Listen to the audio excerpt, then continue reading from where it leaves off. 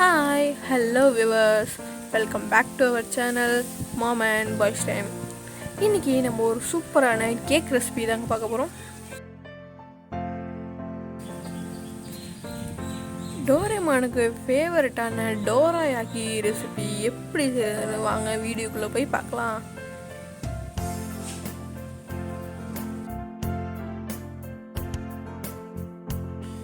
அதுக்கு ஃபர்ஸ்ட் ஒரு பவுல் எடுத்துக்கோங்க. பவுலில் ஒரு 2 முட்டை ஆட் பண்ணிக்கோங்க. முட்டை ஆட் பண்ணிக்கிட்டு முட்டையை நல்லா பீட் பண்ணி விட்டுக்கோங்க.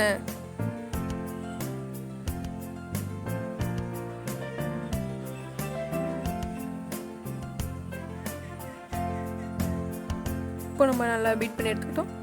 அதுக்கப்புறம் ஒரு 50 கிராம் அளவுக்கு சுகர் ஆட் பண்ணிக்கோங்க. அதுக்கப்புறம் 1 டேபிள் ஸ்பூன் அளவுக்கு ஹனி, 1 டேபிள் ஸ்பூன் அளவுக்கு வெண்ணிலா எசன்ஸ்,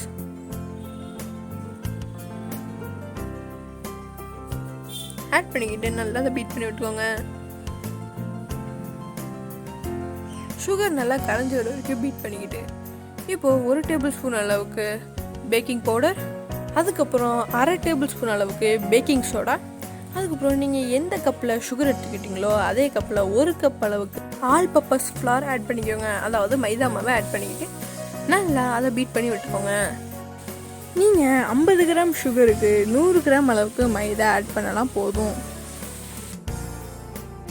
இப்போது ஒரு 2 டேபிள் ஸ்பூன் அளவுக்கு வாட்டர் ஆட் பண்ணிக்கோங்க. நீங்கள் 2 டேபிள் ஸ்பூன் அளவுக்கு மட்டும்தான் ஆட் பண்ணணும். அதுக்கு மேலே ஆட் பண்ணிங்கன்னா பேன் கேக் நல்லா சாஃப்டாக வராது. இப்போது நல்லா மிக்ஸ் பண்ணி விட்டுட்டு பார்த்தீங்கன்னா பர்ஃபெக்ட் கன்சிஸ்டன்சிக்கு வந்துருச்சு.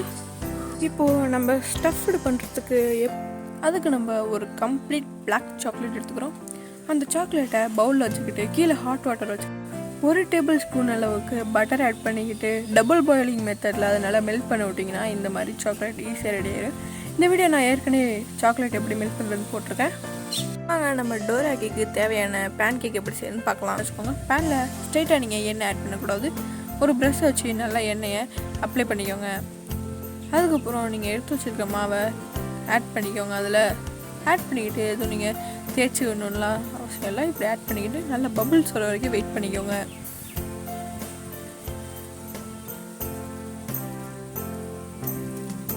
பார்த்தீங்கன்னா பபிள்ஸ் வந்துடுச்சு. இப்போ இதை நீங்கள் திருப்பி போட்டுக்கோங்க. கொஞ்சம் கொஞ்சமாக சைடில் எடுத்து விட்டுக்கோங்க. கீழே நல்லா ப்ரௌனிஷாக வந்துடுச்சு.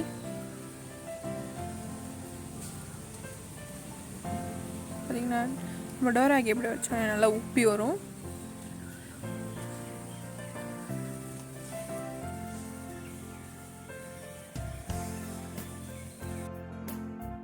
இப்போ பார்த்தீங்கன்னா நம்ம டோராக்கி ரெடி ஆகிடுச்சு. நீங்கள் ஒரே அளவான கரண்டி எடுத்துக்கோங்க.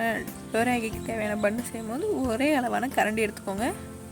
நம்ம செய்கிற எல்லா பேன் கேக்கும் ஒரே சைஸ்லேயே வரும்.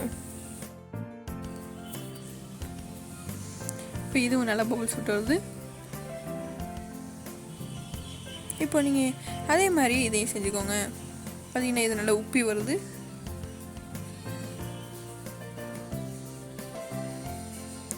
இப்போ பார்த்தீங்கன்னா நம்ம டோராக்கிக்கு தேவையான பேன் கேக்கை நம்ம செஞ்சு முடிச்சிட்டோம்.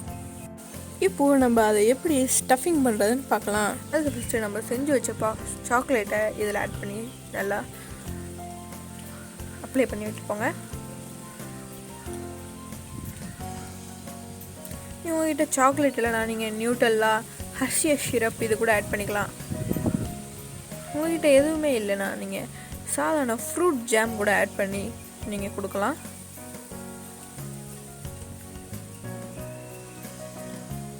இதே மாதிரி எடுத்து வச்சு நல்லா ஆட் பண்ணிக்கிட்டு நல்லா க்ளோஸ் பண்ணி விட்டுக்கிட்டு இப்போ கட் பண்ணி பார்த்தீங்கன்னா நம்ம சாக்லேட்லாம் சூப்பராக வந்திருக்கு.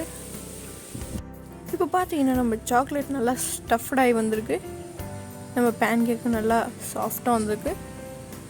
இப்போ பார்த்தீங்கன்னாலே தெரியும் நம்ம பேன் கேக் எவ்வளோ சாஃப்டாக வந்திருக்கு பாருங்கள். சாக்லேட் நல்லா ஸ்டஃப்டாகி வந்திருக்கு.